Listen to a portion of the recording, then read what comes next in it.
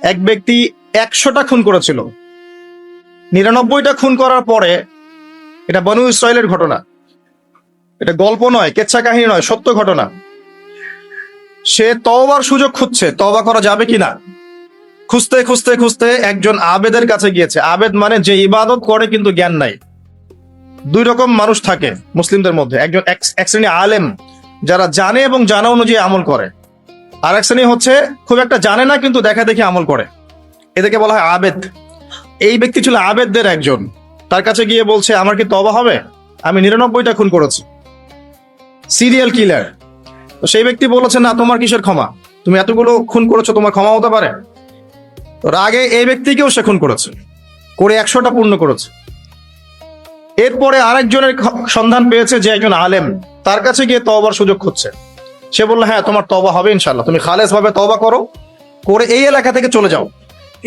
কারণ তওবার পরে একটা নতুন জীবন শুরু করবে, এই পরিবেশে থাকলে তুমি অতীতের হিস্ট্রিগুলো তোমার মনে পড়বে, তুমি চলে যাও দূরে কোথাও, সেখানে গিয়ে থাকা শুরু কর।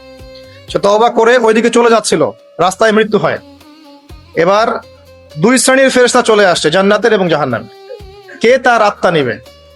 আমরা মৃত্যুর সময় টের পেয়ে যাবো যে কে জান্নাতি কে জাহান্নামী, ফেরেশতাদের আকৃতি দেখেই, ঠিক আছে?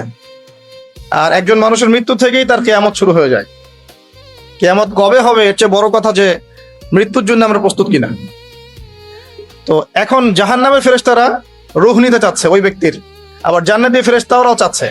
দুজনের মাঝখানে একটা ডিবেট চলছে। আল্লাহ রাব্বুল আলামিন তখন কৌশল করে বললেন, তোমরা রাস্তাটা মেপে দেখো, সে যতদূর এসেছিল এই রাস্তার পরিমাপ বেশি, না যেখানে যাচ্ছিল এর পরিমাপ বেশি।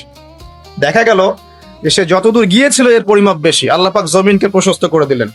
এভাবে কৌশল করে আল্লাহ পাক এই ব্যক্তিকে মাফ করে দিলেন। এখানে আপনাকে খুনের অ্যাক্সেস দেওয়া হচ্ছে না। এই হাদিসটা বলে আপনাকে খুন করতে উৎসাহিত করা হচ্ছে না, আপনাকে বোঝানো হচ্ছে আল্লাহ পাকের মার্সি, দয়া কত প্রশস্ত। ভিডিওটি ভালো লাগলে অবশ্যই লাইক, কমেন্ট, শেয়ার করে আমাদের পাশেই থাকবেন। আসসালামু আলাইকুম।